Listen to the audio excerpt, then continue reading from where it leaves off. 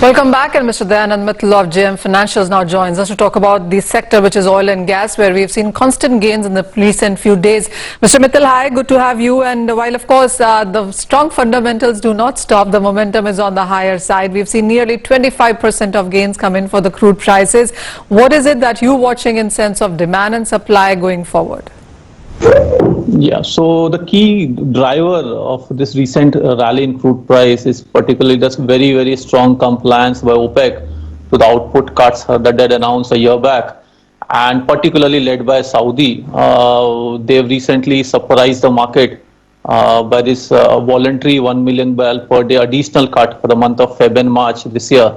And post that, crude has jumped by 20%. So Saudi has kind of led in terms of putting a floor to crude price last year as well, and they've further upped the tempo. So that is the key driver for the strong rally in crude price. On the demand side, things have been a bit more muted.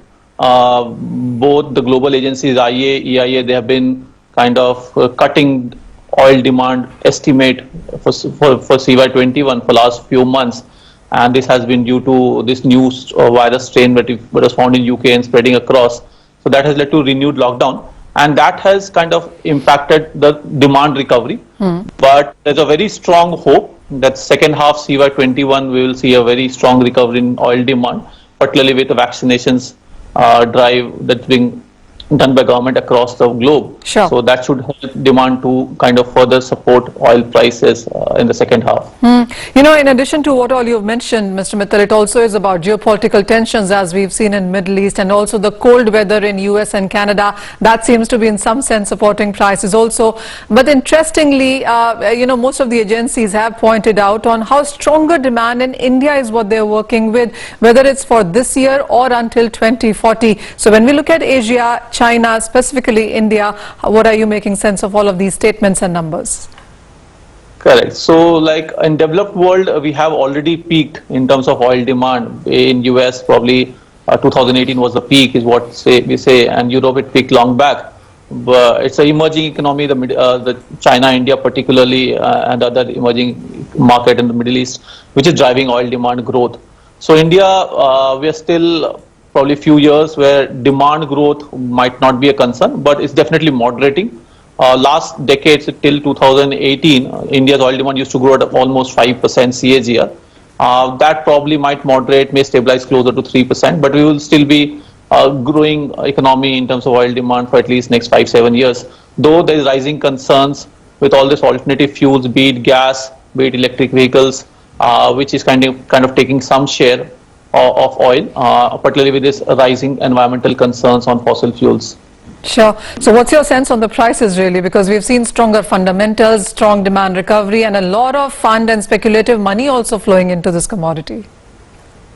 Exactly. And my sense is we have probably run ahead of fundamentals in terms of crude price. If you look at the long-term Brent forward curve, which usually is a very strong indicator of where crude price will stabilize in the long run, those spot prices are 63, 64 right now, but the long-term forward curve suggests Brent would stabilize closer to 53, 55.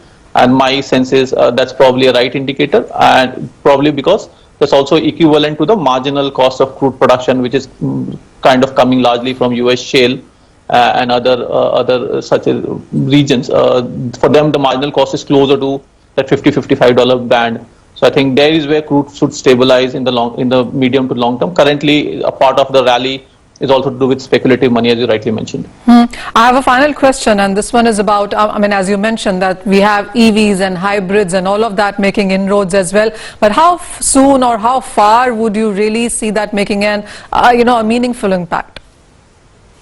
Yeah, in India, there would be a lot of infrastructure challenges. CNG, which started almost 2 decades back, is still only has a penetration of 3 to 5%. So EV for Indian market, I think, is still probably a decade away before they make a meaningful dent. But gradually it's picking up across the globe, and when the main thing which will drive or lead to an exponential growth would be the decline in the cost curve, which would be driven by the global developed world, and which would get replicated in India soon. So I think probably in India it's still a decade away, but globally it might be coming faster. Manisha, thank you very much for joining in. By the way, for the markets, there has been